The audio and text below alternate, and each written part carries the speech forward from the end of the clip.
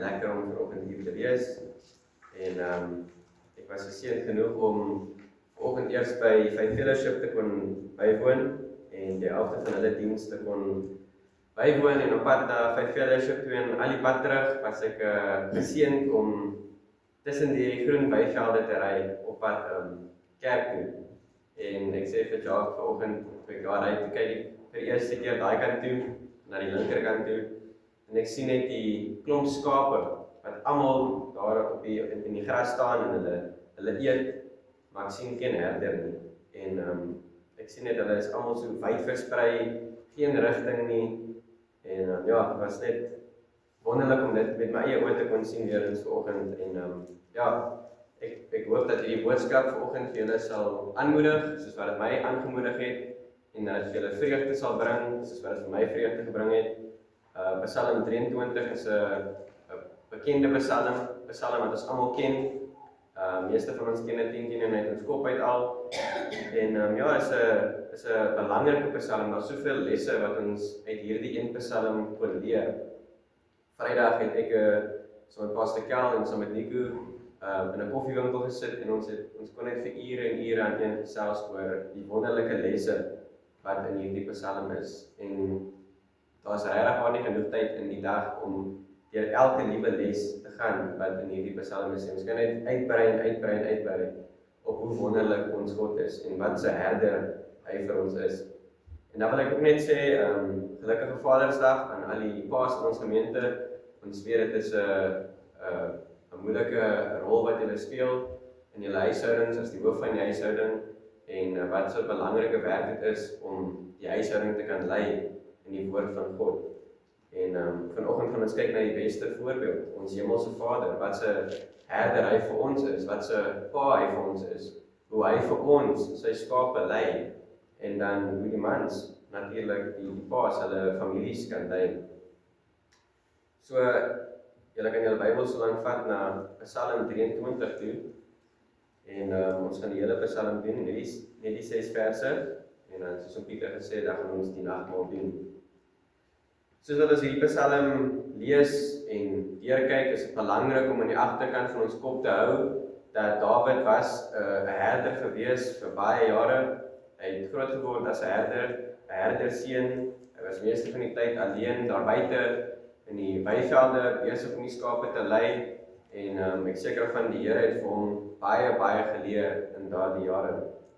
En soos wat ons na hierdie Psalm kyk, is ons onseker wanneer het Dawid dit geskryf? Miskien het hy dit geskryf in sy herders daar, soos wat hy na die skape gekyk het, soos wat hy gekyk het wat hulle aanvang en hoe hy hulle moet lei, of miskien het hy dit geskryf in sy latere dae, soos wat hy teruggekyk het op die ou dae. Maar dit maak nie saak nie. Al wat ons weet is, dit is 'n wonderlike Psalm. Charles Spurgeon noem dit 'n goue Psalm. En wanneer ons dit lees, wanneer ons daarna kyk, is dit belangrik dat ons behoort oor te loop met vreugde en met dankbaarheid in ons harte vir 'n herder soos ons in. Soos wat ek hierdie Psalm deurgelees het hierdie week oor en oor, en soos wat ek die boodskap voorberei het die Here my hart gevul met vreugde en met dankbaarheid. Net om te besef dat ek het 'n herder wat vir my lei. Ek hoef nie alleen hier in die wêreld te gaan nie. Ek het 'n wonderlike herder wat vir my lei. So ons behoort oor te loop met dankbaarheid en met vreugde vir ons herder wat vir ons lei, 'n hemelse herder wat vir ons sorg, een wat ons lei, hy rig ons daagliks en een wat ons beskerm en ons onderhou. Die Here Jesus Christus self, soos ons vanoggend gesien het in Johannes 10, hy is ons herder en ons is waarlik geseënd om sy skape te wees. Hierdie afgelope week het ek 'n bietjie navorsing gedoen oor skape en ons het 'n video gekyk by die jeug oor 'n dokter wat gepraat het oor skape en hy 2 weke spandeer met hierdie skape en ons wonderlike lesse wat mense in daardie video kan leer en ek het self baie geleer uit dit uit. Maar ek het 'n bietjie navorsing gedoen. Ek het die skape 'n bietjie dopgehou en gekyk wat doen skape, hoe lewe hulle, wat se besluite maak skape en watter impak het die herder op hulle lewe. En ek het een ding ontdek en ek het besef dat skape is nie altyd die slimste wesens nie. Hulle, baie keer is dit asof hulle so vasberade is om hulle eie lewe op te mors, deur om te sien hoe 'n ander skaap in 'n gat hardloop, en hardloop al die skape saam met hulle in daai een gat in. En soms is ons net soos daardie skape. Ons is vasberade om ons baie keer om ons eie lewe op te mors deur om te sondig, dieselfde sonde oor en oor en oor te doen. Maar steeds is ons herder daar om ons te herstel. So ek het besef dat skape kort 'n herder. Sonder 'n herder is skape verlore. Sonder 'n herder is skape swak en hulle is weerloos. Hulle is nie in staat om hulle self te lei nie. Soos ek vanoggend gesien het langs die pad, die skape is oral oor versprei. Hulle weet nie wat om te doen nie. Hulle loop net rond. En hulle is weerloos. As daar jakkals kom, kan hulle nie hulle self beskerm teen daardie jakkals nie. Hulle kort die herder om hulle te beskerm. So skape sonder 'n herder is weerloos. En vanoggend toe ek by Faith Fellowship was, toe het die Here nog iets op my hart gelê en Pastor Kel het 'n versie gelees uit Efesiërs hoofstuk 2 en ek het besef, dit is nog 'n rede hoekom ons 'n herder nodig het. Hoekom het ons 'n herder nodig as die Here se skape? Efesiërs hoofstuk 2, jy hoef nie daarin te blaai nie, ek lees dit sommer net. Efesiërs hoofstuk 2, lees ons van vers 1 af, dit sê, en julle het hy lewend gemaak, wat dood was deur die misdade en die sondes. Dis hoekom ons 'n herder nodig het. Ons was verlore, skape, vasgevang in ons sondes. Hoe het ons geloop? Wie het ons gelei? Vers 2 sê vir ons, waarin julle tevore gewandel het, dis ons gewandel het, volgens die loop van hierdie wêreld, volgens die owerstes van die mag van die lig. Dit is 'n verwysing na die duiwel, van die gees wat nou in die kinders van die ongehoorsaamheid werk, onder wie ons ook almal van tevore gewandel het, in die begeerlikhede van die vlees. Dis hoekom ons 'n herder nodig het. Ons was verlore in ons sondes, ons was dood in ons sondes. Ons het gewandel volgens die wêreld. Hoe wandel die wêreld? Hulle is verlore. Hulle lewe volgens gevoelens en in hulle sondes, en hulle weet nie hoe gevaarlik dit is nie. Sondes kan ons vernietig. Ons het geleer van die vyand volgens in Johannes 10, wat gekom het om te steel, slag en te vernietig. Dit is wat sonde doen. En dit is hoekom ons 'n herder nodig het, om ons vry te laat van ons sondes, om ons vry te stel. En dan, hoe lewe ons die res van die tyd? Met die herder wat ons lei. Dit is hoekom ons 'n herder nodig het. Ons was, sonder ons hemelse herder, was ons ook verlore. Ons was ook swak en weerloos. Jesaja 53 vers 6 sê vir ons almal het gedwaal soos skape. Ons het elkeen sy eie pad geloop, maar die Here het die ongeregtigheid van almal op hom laat neerkom. Ons is skape genoem in hierdie vers, en ons het almal ons eie pad gevolg, ons eie pad gevolg, afgewandel van die pad af. En die herder het ons om verlos, die Here Jesus Christus. Kom ons neem 'n oomblik om te bid, en dan sal ons deur elke liewe versie gaan en 'n lesie daaruit neem. Kom ons bid. Here, ons is so dankbaar vir nog 'n dag wat U vir ons gegee het, nog 'n dag wat ons vir U kan dien, wat ons U kan lief hê en vir mekaar kan lief hê. En Here, ons sê vir U dankie vir die wonderlike geleentheid wat ons het om na hierdie wonderlike Psalm te kyk wat U vir ons geskryf het. En ons sê vir U dankie vir al die lesse wat ons kan leer in hierdie Psalm. Dankie dat U bereid is om ons herder te wees. Dankie dat U ons van ons sondes gered het. Dankie dat U ons vrygestel het van ons sondes, van die wêreld, van die vlees, van die duiwel. Dankie dat U ons kom red het om ons te kan lei. Here, ek bid dat U ons sal leer vandag. Ek bid dat U ons ore sal oopmaak, dat ons sal hoor wat die Gees vir ons te sê. Ek bid dat U ons oë sal oopmaak, dat ons wonderlike dinge in die woord sal sien. En Here, ons bid vir U genade om met ons te wees, sodat ons nou na hierdie boodskap luister. In Jesus naam alleen. Amen. Kom ons lees deur die hele Psalm en dan kyk ons na elke versie. Psalm 23 vers 1, 'n Psalm van Dawid.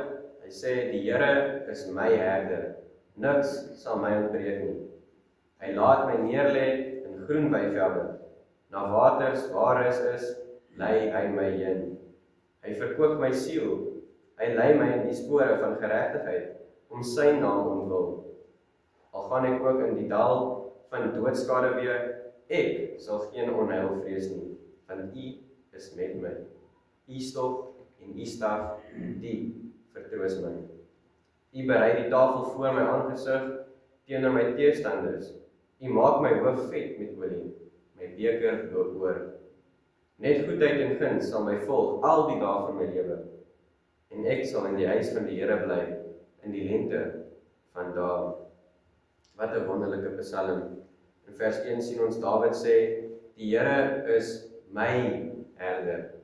Niks sal my ontbreek nie. Ons behoort net soos Dawid dieselfde vertroue te hê, met volle versekering uit te roep, die Here is my herder. Ek weet nie van julle nie, maar die Here is beslis my herder. Dawid maak dit persoonlik. Die Here is my herder, hy sorg vir my, hy waak oor my, hy het vir my lief en hy bewaar vir my. Die Here is my herder. Dis persoonlik. En wat 'n wonderlike reg het ons as gelowiges om die almagtige skepper van die heelal ons persoonlike herder te kan noem. Ek dink ons besef altyd wat 'n wonderlike seëning dit is nie. Die God almagtig, die een wat die aarde gemaak het met sy woord. Hy het net gespreek en daar was die wêreld. Hy het alles gemaak met sy stem, met sy woord. God almagtig is my herder. Hoekom is dit so 'n troos? Want ek weet die Here is nie net almagtig nie, maar hy weet ook alles. Hy weet alles van begin tot einde. So ek kan beslis vir hom vertrou om my te lei in die toekoms in, want hy weet wat in die toekoms is. Die Here is my herder. Ons behoort vertroue te hê in die feit dat die Here my herder is. En Dawid sê, die Here is my herder. Hy is een wat ons nooit verlaat nie. Hy laat ons nooit in die steek nie. Hy is altyd daar vir ons.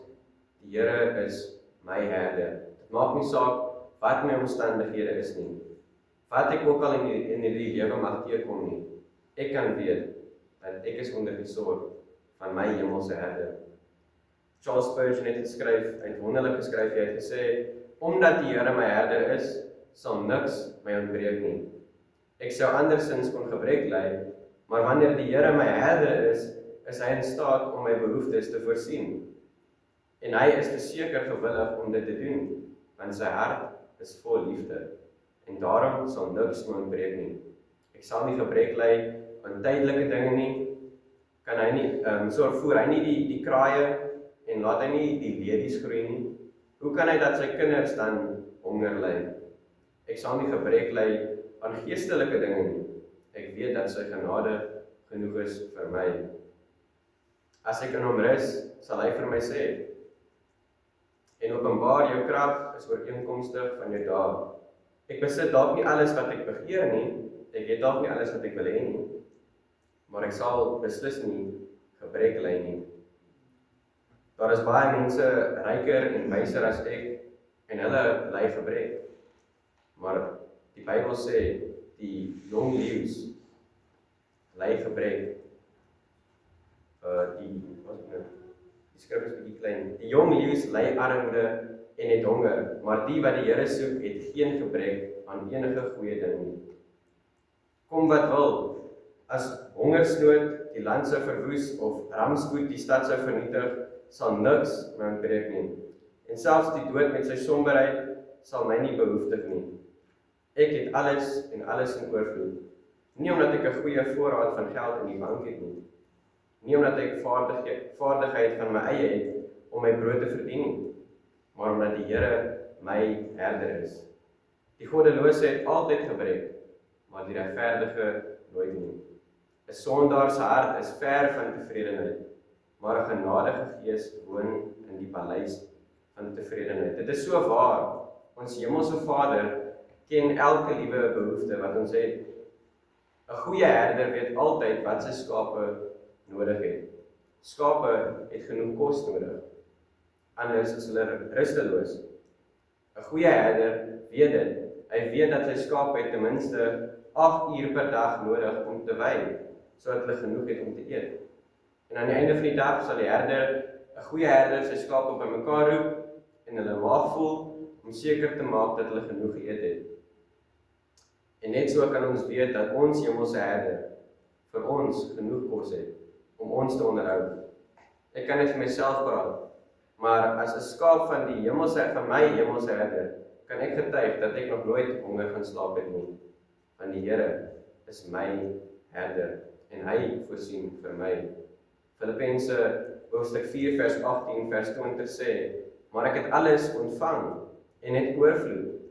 Ek is volop voorsien, nadat ek van die Epafroditus ontvang het, wat deur julle gestuur is, 'n lieflike geur, 'n aangename offer, welbehaaglik by God. En my God sal elke behoefte van julle vervul, na sy rykdom en heerlikheid, deur Christus Jesus. Ons hemelse herder sorg vir ons. Die Here is my herder. Niks sal my ontbreek nie. Hy ken my behoeftes en ek kan hom vertrou dat hy vir my sal sorg. Dan vers 2, ons volgende vers lees, dit sê, hy laat my neerlê in groen weivelde. Na waters waar rus is, lei hy my heen. Weereens, ons herder ken ons elke behoefte. Hy ken ons fisiese behoeftes en hy ken ons geestelike behoeftes. En ons herder is in staat om daaraan te voldoen. Ek hoef my nie te bekommer oor kos, drank of klere nie, want my hemelse herder weet wat ek nodig het. Sorg hy nie vir die voëls in die hemel nie? Hoeveel meer sal hy nie vir my sorg, sy kind nie? Soms is ons so besorg en ons stres oor geld, oor kos, oor klere, of wat ook al ons onsself oor bekommer. En dit is in daardie tye wat ons onsself moet herinner, die Here is my herder, niks sal my ontbreek nie. Hy laat my neerlê in groen weivelde, na waters waar rus is, lei hy my heen. Die Here weet wat ek nodig het. Hy weet ek het kos nodig. Skape het groen weivelde nodig om te kan eet, net so weet die Here wat ek nodig het fisies. Ek het kos nodig om te oorleef, maar hy weet ook wat ek geestelik nodig het. My siel het ook kos nodig. As skape van ons hemelse herder hoef ons nooit ver te soek of te loop om lieflike groen weivelde te vind nie. Want God het ons vir ewig ryklik geseën met groen weivelde in sy woord. Soos Jesaja gesê het, die gras verdor, die blom verwelk, maar die woord van die Here hou stand vir ewig, vir altyd. God se woord word vergelyk met groen weivelde en ons het nooit gebrek nie, want God se woord is ryk, dis lewende, dis kragtig. Ons kan vertrou dat die Here ons sal voer in sy woord. Wanneer ons die woord oopmaak, kan ons vertrou dat die Here met ons sal praat. As ons die Here se stem wil hoor, lees die Bybel hardop en jy sal sy stem hoor. God het ons geseën met groen weivelde in sy woord. En Charles Spurgeon het geskryf van die woord, hy sê, dit is altyd vars, altyd ryk en nooit uitgeput nie. Daar is geen vrees om aan die kaal grond te byt, waar die gras lank genoeg is vir die trop om daarin te gaan lê nie. Soet en vol is die leerstellings van die evangelie, geskikte kos vir siele, so sagte gras, natuurlike voeding vir skape is. Hierdie stukkie het vir my gestaan waar hy gesê het, die skaap hoef nie te vrees om aan kaal grond te byt, waar die gras lank genoeg is om in dit te lê nie. Die skaap weet dat die herder hom sal lei na gras wat lank genoeg is om te eet. En net so kan ons weet dat wanneer ons in God se woord is en ons lees dit en ons is lank genoeg stil en geduldig om te wag om ons iets te leer. Hy sal vir ons iets leer in sy woord. Sy woord is ryk, dit is altyd lewende, dit is nooit uitgeput nie. Die groen weivelde van God se woord is in staat om ons absolute vrede en volle versekering te gee, waarin ons kan lê, terwyl ons sy wonderlike beloftes ontdek en daarop vertrou. Wanneer ons God se woord lees en bestudeer, kan ons nie anders as om die wonderlike beloftes en seëninge te sien, wat alreeds ons is in Christus nie. Ons maak die Bybel oop en ons lees van die wonderlike beloftes wat God vir ons gemaak het. Dit gee vir ons troos, dit gee vir ons vrede, dit gee vir ons versekering. Hierdie einste beloftes is in God se woord is in staat om ons te troos, selfs in die diepste beproewing in lewe. Ons loof en ons prys vir God vir die groen weivelde in sy woord. Hy lei ons nie net na groen weivelde nie, hy lei ons ook na stille waters waar rus is. Hierdie waters waar rus is, verwys na die Heilige Gees binne ons as gelowiges, wat die skrif vir ons verlig. Wanneer ons in hierdie groen weivelde is, het ons die Heilige Gees om vir ons die skrif te verlig, dat ons weet wat ons lees, dat ons kan verstaan wat dit sê. Sy Heilige Gees leer ons in alle stilte die waarheid van God se woord. Hy, die Heilige Gees, oortuig ons, wanneer ons die woord lees, van sonde. Wanneer ons nie reg is met God nie, kan hy vir ons wys, hy kan ons oortuig van ons sonde. En hy heilig elke gelowige in Christus, deur sy woord. Johannes 10 vers 17 sê, heilig ons in die woord is waarheid. Die Heilige Gees is die een wat hierdie werk doen in ons van heiligmaking. Hy is die een wat ons lei. Ons hemelse Vader wil hê, ons hemelse Herder wil hê, dat ons daagliks in sy groen weivelde lê, die groen weivelde van sy woord. Dit is sy woord wat ons siele voed. Dit is sy Heilige Gees wat ons na stil waters lei, terwyl ons rustig leer oor sy woord. Soos Petrus gesê het, ons moet doen, verlang sterk na die soos pasgebore babas, na die onvervalste melk van die woord, dat julle daardeur kan groei. Dit is God se woord, daardie groen weiveld wat hy vir ons voer in sy woord, wat vir ons leer, wat ons kan help om te groei. Dit is sy Heilige Gees wat die proses van heiligmaking in ons doen. Dan vers 3 sien ons, hy verkoop my siel. Hy lei my in die spore van geregtigheid, om sy naam ontwil. So baie keer as skape van ons hemelse Herder gaan ons eie gang, en ons dwaal van die paaie van geregtigheid af weg van die Herder af, en ons val in die wanhopige putte van sonde, hulpeloos en nie in staat om onsself te red nie. Tog is my hemelse Herder selfs daar gewillig om my siel te verkoop. 1 Johannes hoofstuk 1 vers 9 sê, as ons sondes bely, hy is getrou en regverdig om ons die sondes te vergewe en ons van alle ongeregtigheid te reinig. Wanneer ons afdwaal van die pad af en in die put val, soos dom skape, die Here is daar om ons siel te verkoop. Ons moet net ons sondes bely aan hom en hy vergewe ons en hy herstel ons en dan lei hy ons verder. Ons volg so 'n barmhartige, genadige en begripvolle Herder. Hy verstaan wie ons is. Hy weet ons is slegs mense. Ons is slegs stof. Hy weet dit. Hy weet hoe kwesbaar ons is. Hy weet hoe geneig ons is om van die pad af te dwaal. Ons Herder verstaan ons. Hy weet wie ons is. Hy weet ons is geneig om van die pad af te dwaal. Ons is vinnig om weg te dwaal. Ons is die netjies wat wegdraai. Die Here is altyd daar. Ons is vinnig om weg te dwaal, maar hy is vinnig om ons siele te verkoop. Ek het een keer 'n video gekyk van John Barnett, en dit is wonderlik wat hy gesê het. Hy het gesê, dit maak nie saak hoeveel tree jy wegstap van die Here af nie. Al stap jy 10 tree weg van die Here af, dis altyd 1 stap terug na hom toe. Ons volg regtig 'n barmhartige, genadige Herder, wat begrip het vir wie ons is. En hy is bereid om ons siele te verkoop, soos ons gesien het, as ons sondes bely, hy is getrou en regverdig om ons sondes te vergewe, van alle ongeregtigheid te reinig. Wanneer ons gereed is om ons sondes aan hom te bely, aan ons Herder, en te erken dat ons het verkeerd gedoen, ek het van die pad af gedwaal, dan sal hy vinnig wees om my siel te verkoop. En wanneer die teestander, die duiwel, kom om my voor die Vader aan te kla, en te sê vir die Vader, kyk wat het Rian gedoen, dan herinner my hemelse Vader my van die uiteindelike herstel en verkoping van my siel. hoe die Here alreeds my siel verkoop het.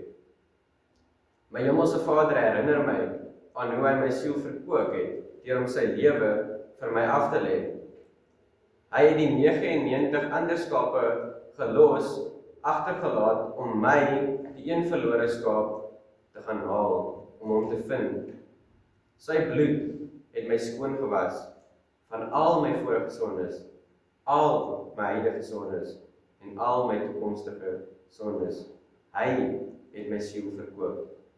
Jesus het in Johannes 10 vers 11 gesê, ek is die goeie herder lê sy lewe af vir die skape.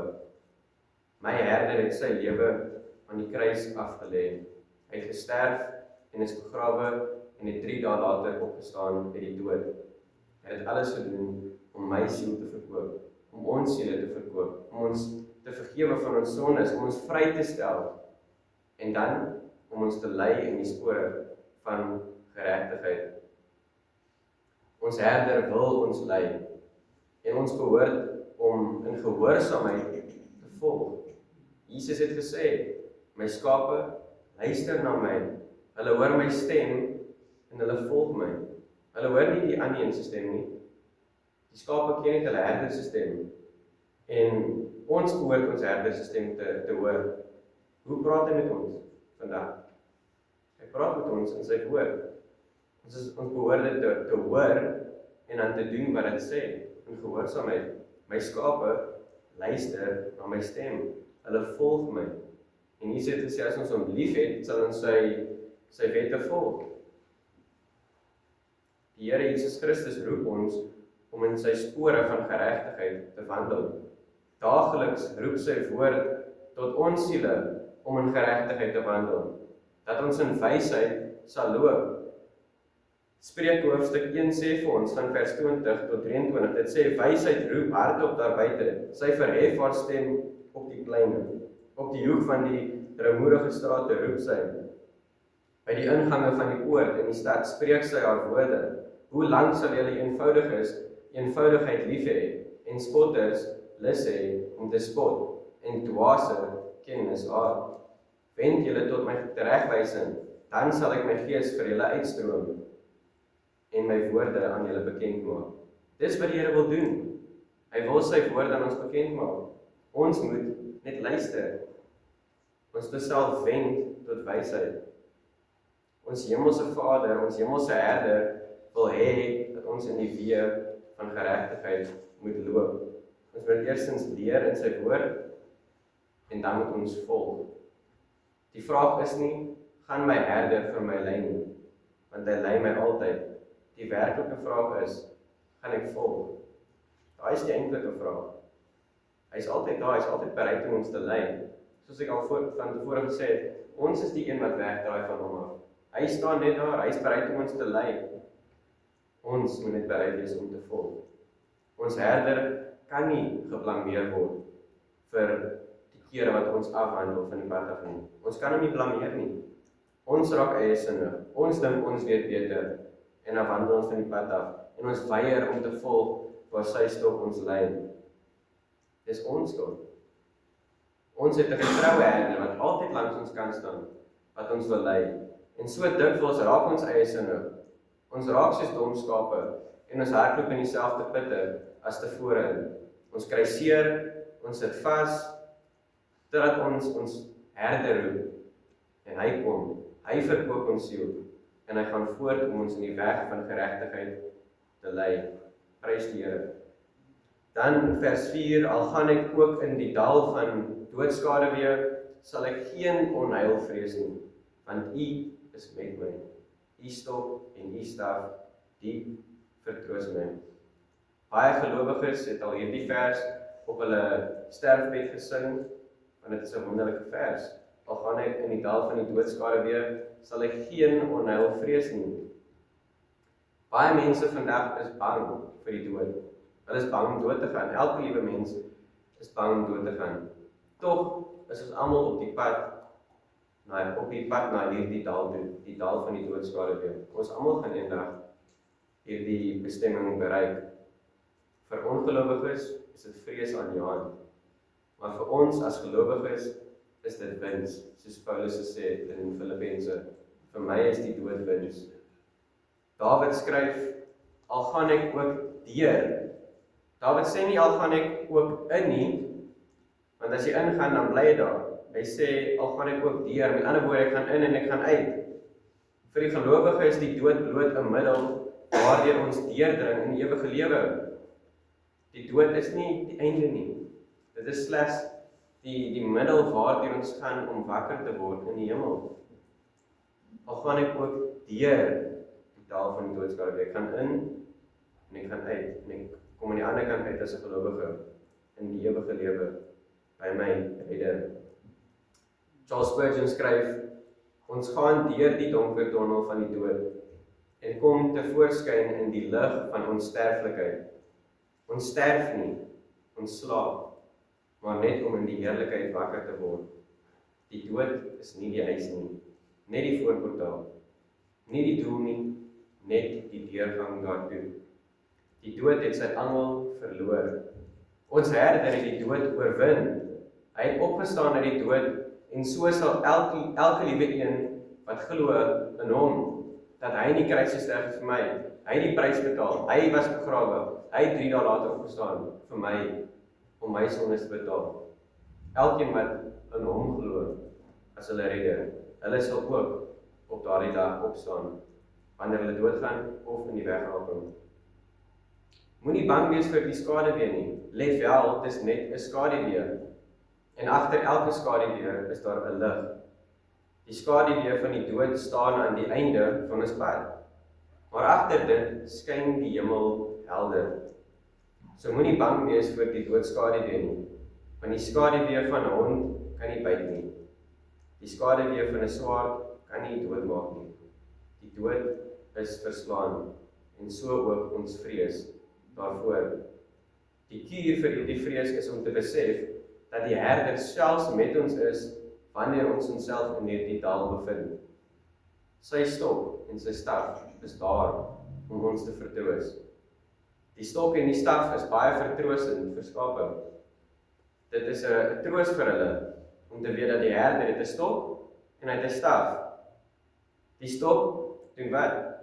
Dit beskerm die skape. Die herder gebruik die stok om die jakkalse weg te jaag, om die jakkalse te beveg wat naby die skape probeer kom. Die skape weet dit. Hulle voel veilig om te weet dat die herder die trop sal beskerm van enige vyand wat kom, enige jakkals wat kom. Die herder beskerm sy skape met die stok. Net so kan ons ook groot vertroosting vind in die wete dat ons hemelse herder ons van alle onheil sal beskerm. Die staf is ook 'n groot vertroosting vir die skape. Nie net die stok nie, maar ook die staf. Die staf doen 2 dinge. Die staf lei, eerstens, dit lei die skape, en tweedens, die staf korrekteer die skape. Die staf lei die skape in die weg wat hulle moet gaan. Dit wys vir hulle waartoe hulle moet gaan. Die herder gebruik dit om vir hulle te wys. Ek het gesien op die video wat ons gekyk het by die jeug. Die skape sien die herder, hy het 'n stok. Wat doen skape heel dag? Hulle kyk op die grond. Hulle kyk nie op nie. Hulle eet net heel dag. Dis al wat hulle doen. Hulle eet net. Hulle loop. Hulle kyk op die grond waar hulle kan eet. Hoe weet hulle waartoe hulle gaan? Want die herder het 'n staf. En wat doen hy met die staf? Hy kap dit op 'n plek wat hy stap. Hulle volg die geluid. Nie net van sy stem nie, hy roep hulle en hulle volg hom, maar hulle luister ook vir die kapgeluid van die staf. Hy kap dit en hulle volg daardie geluid. En al die skape volg die geluid van die staf, soos wat hy kap op die klippe. Die staf gee leiding aan die skape. Dis hoe hulle weet waartoe hulle moet gaan, as hulle op die grond kyk en eet. Hulle volg die staf. En wanneer die skaap afdwaal en in die put val, dan sal die herder sy staf gebruik om die skape uit te trek. Dis 'n staf met 'n groot, ek sal nou maar sê, loop aan die bokant, en wanneer die skaap in die gat val, dan sal die herder hom uittrek. Net soos 'n kat, as jy hom ons nou vat by die nek, dan kom sy agterbene op. Die skaap, as jy hom met die staf onder sy voorbene trek, dan haal jy hom uit die gat. Dis wat die herder doen met die skaap wanneer hulle in die gat val. Die herder gebruik die staf om hulle uit te trek en dan gee hy vir hulle 'n ligte tik op die agterkant, sodat hulle nie weer in dieselfde gat inval nie. In sommige gevalle, wanneer 'n skaap voortdurend wegdwaal, word die herders gedwing om die skaap se been te breek. Dis nog iets wat ek geleer het in hierdie video. Die herder breek die skaap se been. Hoekom doen hy dit? Want die skaap wandel net weg. Hy luister nie. Hy volg nie die staf nie. Hy wil nie luister nie. Daarom het ek gesê, die staf doen nog 'n tweede ding. Hy korrekteer die skaap. Die skaap moet soms gekorrekteer word, wanneer hulle nie wil luister nie. En die herder moet dan die skaap se been breek, sodat hy nie meer kan wegdwaal nie. Hy buig dit terug, spalk dit terug in plek, en die volgende paar maande, terwyl die skaap besig is om te genees, dra die herder sy skaap op sy rug, op sy skouers, met daardie gebreekte been en al. En nou, al die kos wat daardie skaap kry, elke bietjie water wat hy kry, of in die herder se hand af, hy voer hom. Dink net aan die band wat hulle bou in daardie tyd. En wanneer sy been heeltemal genees is, hy loop so bietjie mank, maar ten minste bly hy nou by sy herder se sy. En hy weet, ek moet luister as hy praat. En net so met ons. Soms wandel ons van die pad af, en dan moet die Here ons korrekteer. Hy doen dit uit liefde uit. Hebreërs 12 vers 5 tot 8 sê, en het julle die vermaning heeltemal vergeet, wat tot julle as seuns spreek? Hy sê, my seun, ag die tigting van die Here nie gering nie. En moenie verslap as jy deur hom bestraf word nie. Want die Here tigtig die wat hy liefhet, en hy kastei elke seun wat hy aanneem. Onthou, ons is die Here se skape. Hy is ons herder. Hy het die reg om ons te lei, en wanneer ons nie vir hom volg nie, het hy die reg om ons te korrekteer. Hy doen dit nie omdat hy ons haat nie. Hy doen dit nie omdat hy ons wil seermaak nie. Hy is lief vir ons. Hy wil die beste hê vir ons. En daarom doen hy dit, omdat ons lief het. En ons is sy kinders. Dit is 'n groot probleem wanneer ons nie getigtig word nie. Dit is 'n groot probleem as ons deur die lewe gaan. Ons doen wat ons wil, ons sondig, dink nie aan God nie, en niks gebeur nie. Dit is 'n groot probleem. Die Bybel sê die Here tigtig die wat hy liefhet. As jy waarlik 'n kind van die Here is, weet ons, hy sal ons tigtig as ons van die pad afdwaal. Ek was hoeveel keer getigtig in my dae wat ek net nadat ek gered was, en ek het nie kerk toe gegaan nie, ek het nooit kerk toe gegaan nie, en ek het my eie opgevolg, die Here het my getigtig, en ek het geweet dit was hy, ek het geweet ek kan nie meer hardloop nie, en vandag is ek hier. So, ek prys die Here vir sy tigting. Hy doen dit want hy is lief vir ons, hy doen dit om ons te korrekteer, want hy weet, die pad wat by die skaap wil volg, is nie die beste pad nie. Die skaap gaan opeindig in die dal, of 'n wolf gaan omvang, of 'n jakkals gaan omvang. Die Here tigtig ons, want hy het ons lief. En dan vers 5, U berei 'n tafel voor my aangesig, teenoor my teestanders. U maak my hoof vet met olie, my beker loop oor. Dawid was 'n lewende voorbeeld van hierdie vers. Dawid was die hele tyd op die vlug. Dink aan Dawid, hy moes baie kere vlug vir sy lewe. Mense wat hom wil doodmaak. Saulus wou hom doodmaak. Sy seun wou hom doodmaak. Soveel mense wou vir Dawid doodmaak. So baie mense het hom gehaat sonder rede. Hulle wou hom vernietig. Dawid het in Psalm 38 vers 20 tot 21 geskryf: En my vyande is viewskragtig. Hulle is magtig en groot is die getal van hulle wat my haat sonder rede. En die wat kwaad vir goed vergeld, beveg my, omdat ek die goed najaag. Dawid was gehaat. Hy het soveel vyande gehad, soveel teestanders gehad. En nog steeds sê hy, U berei 'n tafel voor my aangesig teenoor my teestanders. Dawid het so baie vyande gehad wat hom gehaat het, wat hom wou doodmaak. Tog kon hy skryf in Psalm 56. Hy sê, wees my genadig, o my God, want mense vertrap my. Hy wat my beveg, verdruk my die hele dag. My vyande vertrap my die hele dag, want baie veg teen my in hoogmoed. Die dag as ek vrees, sal ek op hom vertrou. Deur God sal ek sy woord prys. Ek vertrou op God. Ek vrees nie wat kan vlees aan my doen? Die hele dag verdraai hulle my woorde. Al hulle gedagtes teen my is om kwaad te doen. Hulle val aan, hulle lê en loer. Hulle let op my hakskene, net soos hulle op my lewe geloer het. Ondanks hulle ongeregtigheid sal hulle ontvlug. Werp volke neer in die toren, o God. U het my om swerwinge getel. Hou my trane in die kruik. Is hulle nie in die boek nie? Dan sal my vyande agteruitwyk op die dag, as ek op U roep. Dit weet ek, dat God aan my kant is.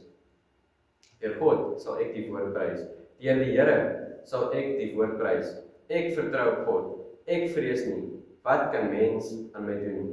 Dit is wat Dawid geskryf het in 'n tyd van mense om wou doodmaak. Mense wil hom aanval. Hoe was Dawid in staat om so kalm te wees en homself te verbly in die Here in 'n tyd waar mense homself wil doodmaak? Want Dawid het een ding geweet. Hy het geweet, die Here is my herder. Die een wat 'n tafel voorberei in die teenwoordigheid van my vyande. Ek kan rustig sit en eet. Al val hoeveel mense my aan. Die Here is my herder. Die skaap kyk hier rond en loer, waar is die jakkals nie, as hy eet nie.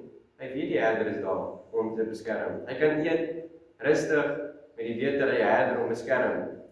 En dit is wat hierdie Psalm vir ons sê hierso. U berei die tafel voor my aangesig teenoor my teestanders. En dan sê hy, u maak my hoof vet met olie.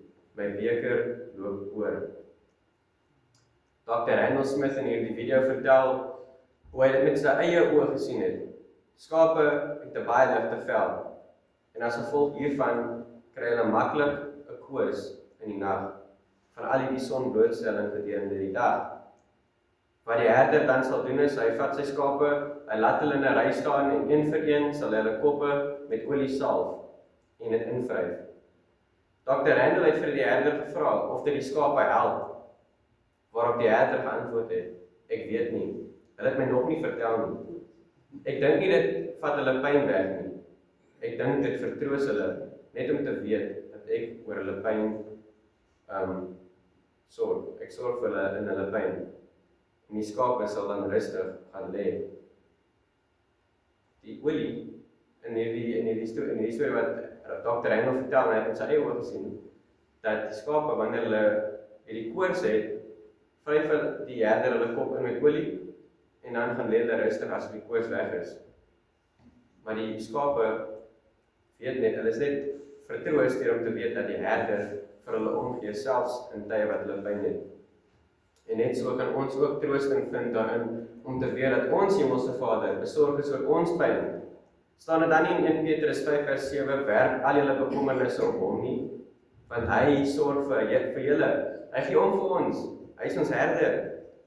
Ons kan vertrou dat hy omgee vir ons pyn. Hy doen. Ons moet dit vir hom gee. Werp al julle bekommernisse op hom. En dan vers 6, ons laaste vers, sê Dawid, net goedheid en guns sal my volg al die dae van my lewe. En ek sal in die huis van die Here bly in die lente van dae. Met ander woorde, Dawid sê hierso, ek kan vertrou dat my herder alles wat ons vanoggend geleer het en nog meer kan doen vir die res van my lewe, al die dae van my lewe. Hy sal my herder wees, al die dae van my lewe. En ek sal bly in die huis van die Here in die lente van dae. Die enigste rede hoekom ons eendag in die Here se huis kan bly in die hemel, is wat hy gedoen het vir ons in die kruis. Ons het geleer vandag, die herder, die herder het sy lewe afgelê vir sy skape. Jesus het aan die kruis gesterf vir ons sondes. Andersins sou ons hel toe gegaan het. Die Bybel sê ons almal het gesondig. En die loon vir die sonde is die dood. Ons almal was op pad hel toe. Ons het vanoggend gesien in Efesiërs, ons almal was op daardie pad gewees. Maar ons herder het sy lewe aan die kruis vir ons gegee. Hy het sy lewe afgelê vir ons, sodat ons vergifnis kan ontvang vir ons sondes. Ek sluit af met 1 Petrus hoofstuk 2 vers 22 tot 25.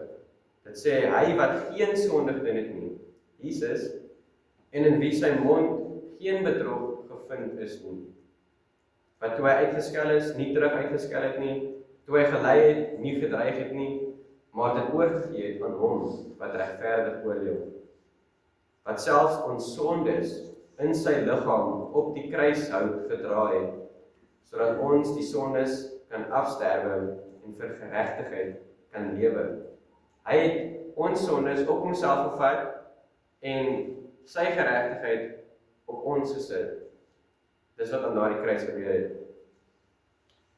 Hy het, sodat ons die sondes kan afsterwe en vir geregtigheid kan lewe, deur wie se woorde julle genees is. Want julle was soos dwaalende skape, maar nou het julle teruggekeer na die herder en die opsiener van julle siele. Dit is wat ons herder vir ons gedoen het. Hy het sy lewe vir ons afgelê.